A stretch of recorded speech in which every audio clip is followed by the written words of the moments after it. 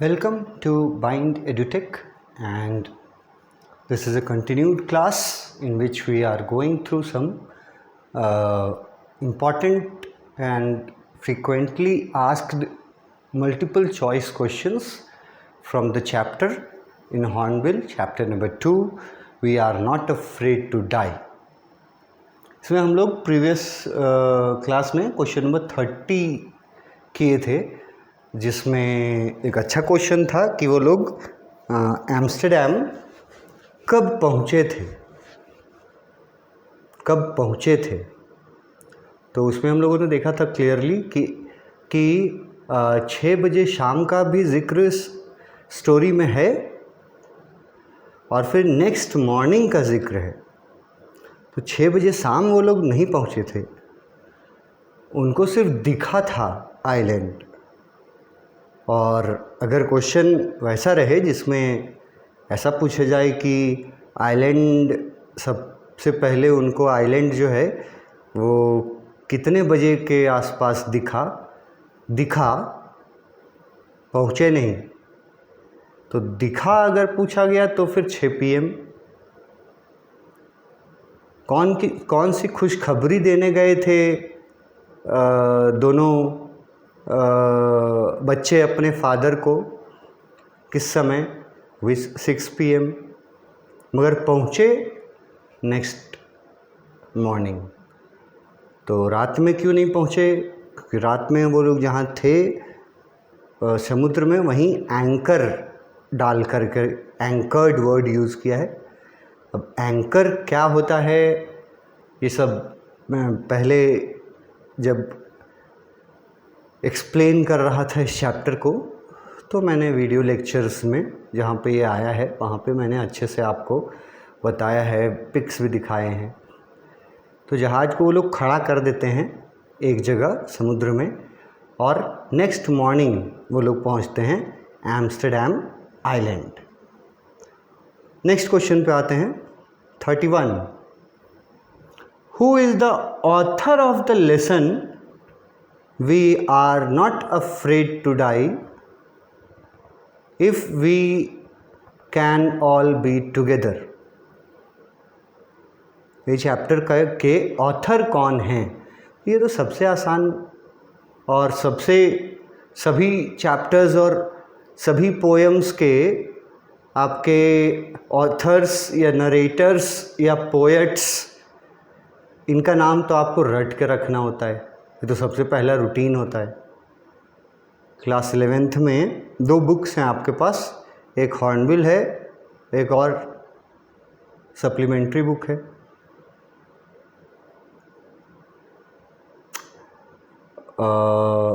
तो दोनों में 8-8 चैप्टर्स हैं और हॉर्नबिल में फिर आपका 5-6 पोएम्स भी हैं। तो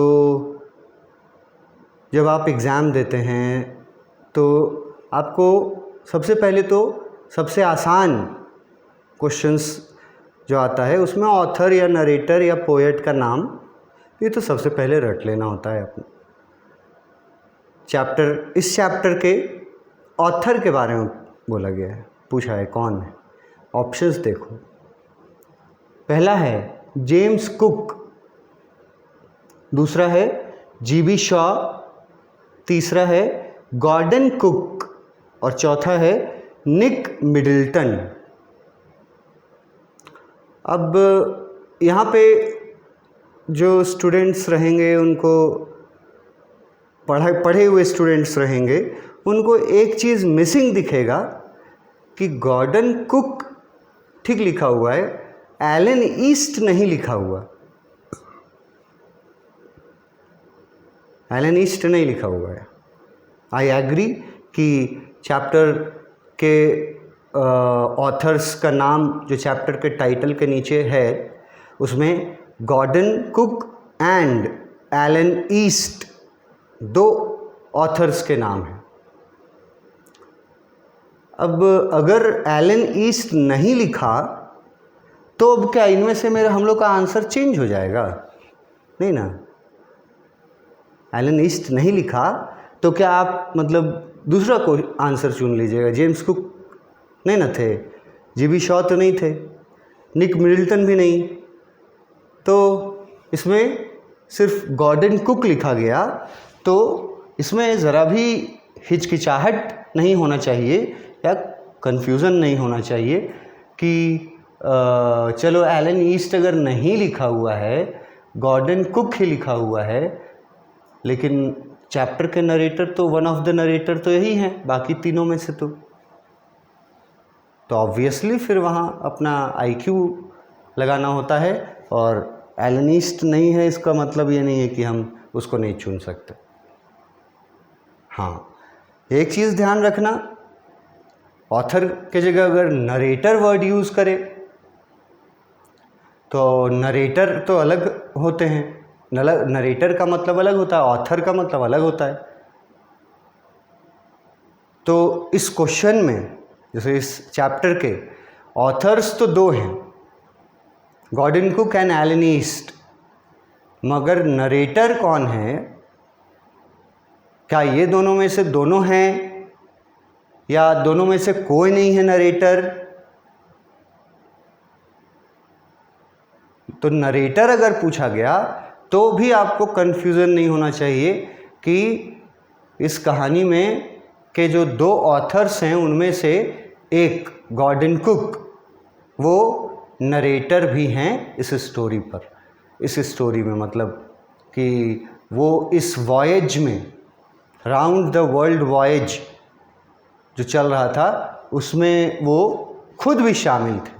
he was at the ship wave walker, और उनकी पत्नी और बच्चे भी उस शिप पर थे। तो नरेटर वर्ड अगर पूछे तो थोड़ा सा ध्यान रखना ऑप्शंस देख करके। एक जगह मान लो ऑप्शंस में दे दिया गॉर्डन कुक, एक जगह दे दिया एलन ईस्ट, एक जगह दे दिया Gordon Cook and Alan East, और एक जगह दे दिया नन ऑफ दीज। तो नरेटर चुनेगा उस समय तो याद रखना कि गॉर्डन कुक ही हैं narrator, Alan East is not narrator but he is one of the authors, and the other author who Gordon Cook he is also the narrator of the story. तो यहाँ ऑथर और narrator तो सबसे आसान frequently asked questions में है, वो तो रट के रखता है सब कोई। नेक्स्ट क्वेश्चन आते हैं, question number 32। What did they do to slow down the boat in the storm? जब उनका बोट स्टॉर्म आंधी तूफान में लोग फंसे थे तो बोट के स्पीड को कम करने के लिए इन लोगों ने क्या किया था? अब ये क्वेश्चन रिपीट हुआ है, यही क्वेश्चन नॉट इंटेंडेंटली, पर मतलब मैंने जानबूझकर तो नहीं, पर यही क्वेश्चन ना क्वेश्चन नंबर 16 हाफ कर दो, क्वेश्चन नंबर 32 में जो है क्वेश्चन, ये क्वेश्चन नंबर 16 में भी पूछा गया था, लेकिन वहाँ तरीका ऑप्शंस का अलग था, यहाँ अलग है। ठीक है, 16 में देख लो क्या था। क्वेश्चन नंबर 16 में यही क्वेश्चन पूछा गया था पर ऑप्शंस अलग अलग थे। देखो, what did they do to slow down the boat in the storm? Simple वही क्वेश्चन सेम। ऑप्शंस क्या क्या हैं कि उन्होंने सेलिंग करना बंद कर दिया, they drop the storm jib and lashed a heavy mooring rope, जो ग्रीन है, जो सही आंसर है, जो मैंने आपको टेक्स्ट बुक से इसको रेफरेंस भी दिया होगा कि यहाँ से है। Just drop the storm jib और did not do anything and did nothing and waited for storm to calm down. तो इसमें हम लोगों ने आंसर चुना हुआ है अपना आंसर बी, जिसमें दो बातें लिखी हुई हैं कि स्टॉर्म जिब को गिरा दिया। अब स्टॉर्म जिब क्या होता है या जिब क्या होता है? ये मैं एक्सप्लेन कर चुका हूँ, पिक्चर्स दिखा के भी एक्सप्लेन कर चुका हूँ, और भी मैंने उसके बारे में फिर मीनिंग्स भी बता चुके हैं, तो अब दोबारा यहाँ रिपीट करना वो पॉसिबल नहीं है। मूरिंग वर्ड है, लैश्ड वर्ड है, ये सब हम बता चुके हैं। अगर आपको अनजान हैं अभी भी आप कि मूरिंग क्या होता है या लैश्ड क्या होता है या स्टॉर्म जिब क्या होता है, तो फिर जाके आप प्रीवियस वीडियोस देखिए, मैंने वहाँ पे सब एक्सप्लेन किया हुआ है। तो हमने ये आंसर चुना था कि 2 काम किया था उन्होंने। एक तो स्टॉर्म जिब को ड्रॉप कर दिया था, मतलब गिरा दिया था, और दूसरा कि बोट को उन्होंने बांध दिया था मूरिंग रोप से। एक मतलब टिपिकल पैटर्न में बांधा था। लूप वर्ड यूज किया गया था टेक्स्ट बुक में। उन्होंने ये स्टॉप करना, यहाँ पे आपको मैं एक बार टेक्स्ट बुक का रेफरेंस देना चाहूँगा कि टेक्स्ट बुक में कहाँ है हमारा ये। वो तो बहुत पहले जाना होगा, विंड्स कहाँ पे थे, उन्होंने क्या किया।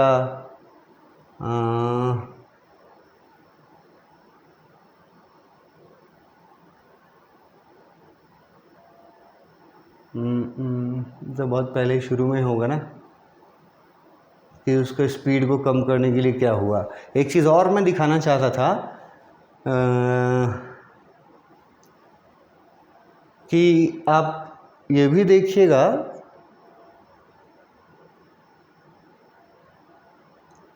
कि कौन सा डेट था वो।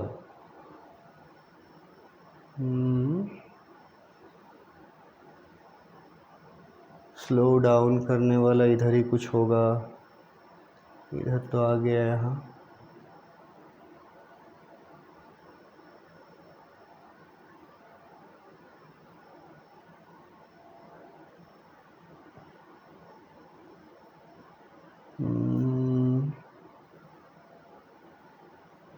उन्होंने स्लो डाउन करने के लिए क्या किया था,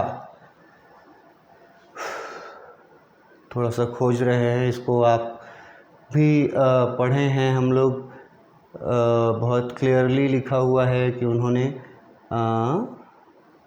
उसको स्पीड को कम करने के लिए क्या किया था, जो आंसर हम लोगों ने चुना हुआ है।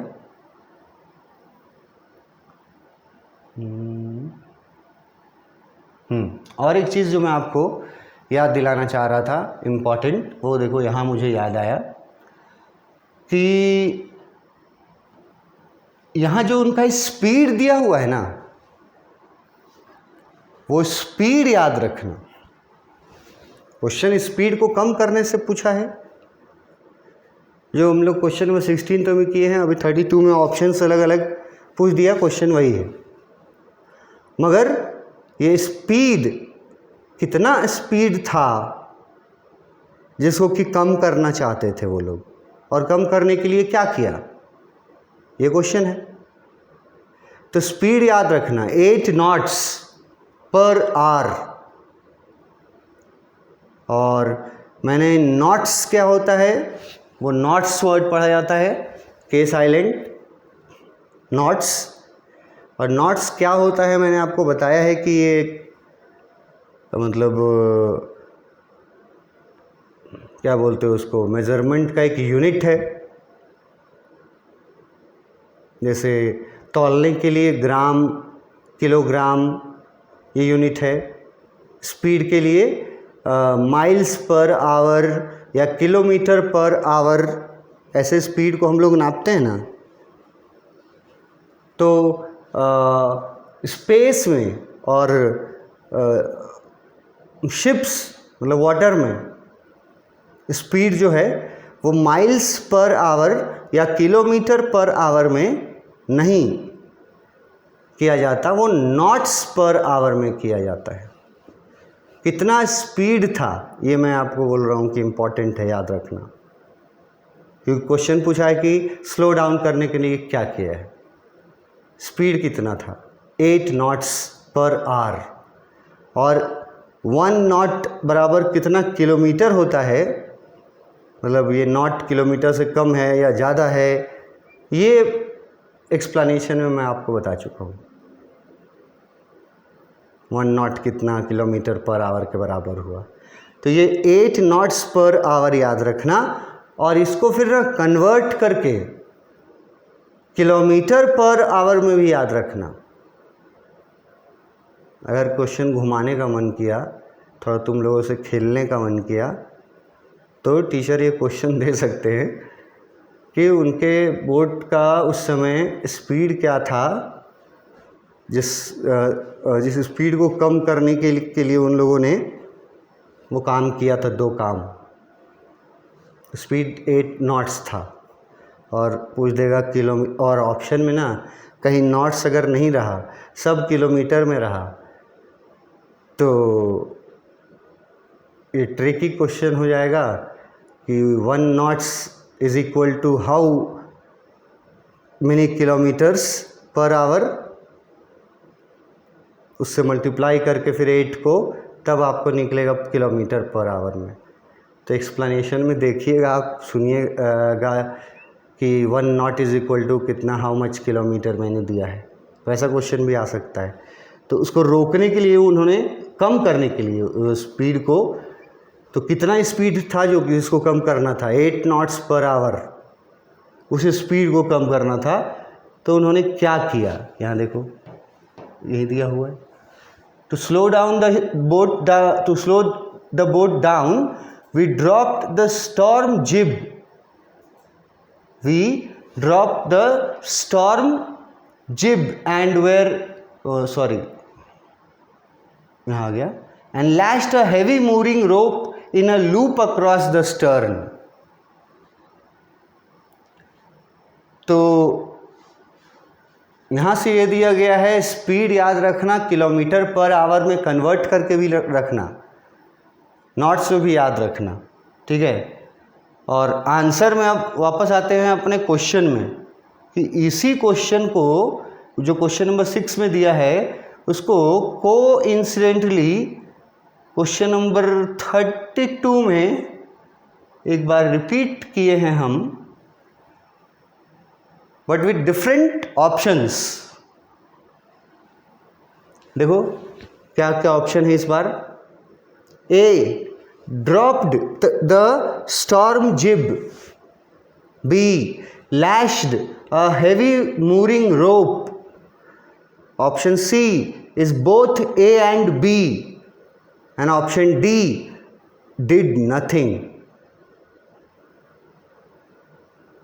तो थोड़ा सा भी अगर दिमाग लगाओगे तो ये तो आप क्वेश्चन नंबर 16 के आंसर के अनुसार आप इसका आंसर तो इजीली चुन ही सकते हो, answer C.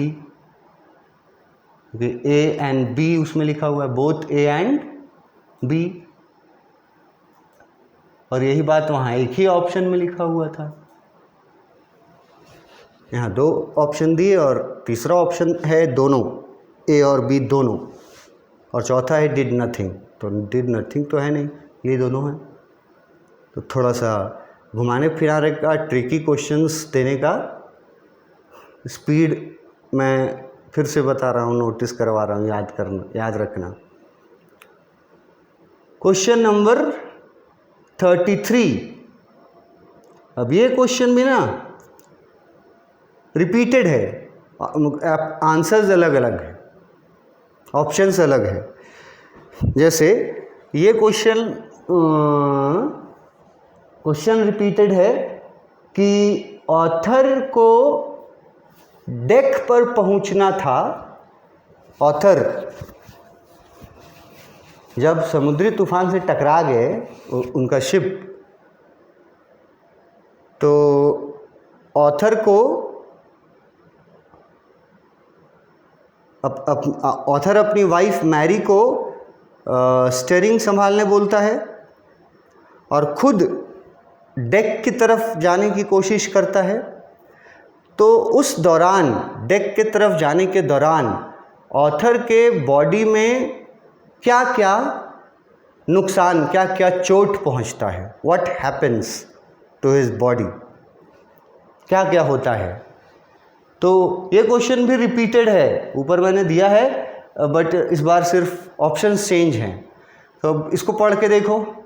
His left ribs cracked, option A कि उसका लेफ्ट रिब जो था, रिब वर्ड हमारा वो जिसको हम लोग पसली बोलते हैं, पसली, हड्डी पसली में पसली जो वर्ड है ये रिब होता है हमारा। तो उसका लेफ्ट रिब, अब एकदम पार्टिकुलर फिर अगर तुमको फंसाना चाहेगा तो लेफ्ट राइट में कुछ कंफ्यूजन कर देगा। Which side of the rib was cracked, एक में दे देगा लेफ्ट, एक में दे देगा राइट, एक में दे देगा बोथ लेफ्ट राइट, और एक में दे देगा नन ऑफ दीज, या दे देगा कि उनका रिब क्रैक किया ही नहीं था। तो क्रैक किया था, क्रैक करना मतलब टूटना, हड्डी टूटना जैसे होता है ना, तो रिब्स भी हड्डी होते हैं ना यहाँ। तो वो जो बोन्स हैं, रिब बोन्स को ही बोला जाता है। रिब जो है उसके लेफ्ट साइड के रिब्स, अब पार्टिकुलर इसको मैं आपको नोटिस करवा रहा हूँ कि साइड याद रखना, left side of the ribs वो क्रैक हो गए थे। Option B, his mouth filled with blood. Option C, his broken teeth. And option D, all of the above. Question पहले भी है, बस ऑप्शंस डिफरेंट हैं। और अगर अब इसको अगर मैं यहाँ से रेफरेंस देना चाहूँ आपको कि क्या हुआ था, तो फिर आपको मैं पहले भी एक बार दिखा चुका हूँ, जहाँ पे ये लिखा हुआ है कि क्या क्या चोट पहुँचा था जब वो डेक पर जाने की कोशिश कर रहे थे। ये देखो,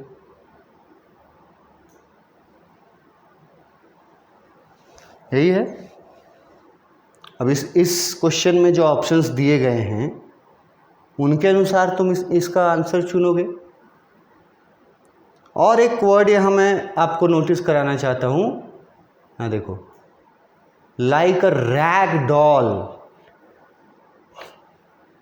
ये जो सेंटेंस है ना, ये भी बहुत अच्छा है, कोई अच्छा ट्रिकी क्वेश्चन हो सकता है कि जो वेव्स थे उन्होंने यहाँ लिखा है tossed me around the deck like a rag doll, मतलब गुड्डा गुड्डिया जैसा, जैसे मतलब कपड़े का बनाया हुआ जो डॉल्स होता है, तो वो जितने छोटे हल्के से होते हैं, तो वो सी वेव्स जो हिट किए थे ना शिप को, उनमें इतना स्ट्रेंथ था कि उनके शरीर को, नरेटर के शरीर को उन्होंने डॉल के जैसा उठा करके, टॉस उछाल करके और सीधा डेक पे फेंक दिया सी वेव्स ने। और इस दौरान उनको क्या क्या नुकसान पहुंचा, तो ये मैं आपको बता रहा था कि रैग डॉल वर्ड याद रखना, कोई क्वेश्चन हो सकता है। लाइक व्हाट, बहुत सारा ऑप्शन दे देगा, रैग डॉल जो याद रख पाएगा वो चुनना वहाँ आंसर। और फिर उसके बाद हमारा जो अभी क्वेश्चन है उसका है कि क्या क्या हुआ था इसका, तो तीनों चीज़ दिया हुआ है यहाँ। हमारा जो ऑप्शन है कि उसके लेफ्ट रिब्स क्रैक किए थे, ये भी हुआ था, माउथ फिल्ड विथ ब्लड, ये भी हुआ था, और ब्रोकन टीथ, ये भी हुआ था। तो तीनों सही हैं, तो आंसर इस बार हम लोग क्या चुनेंगे, ऑल ऑफ द अबव।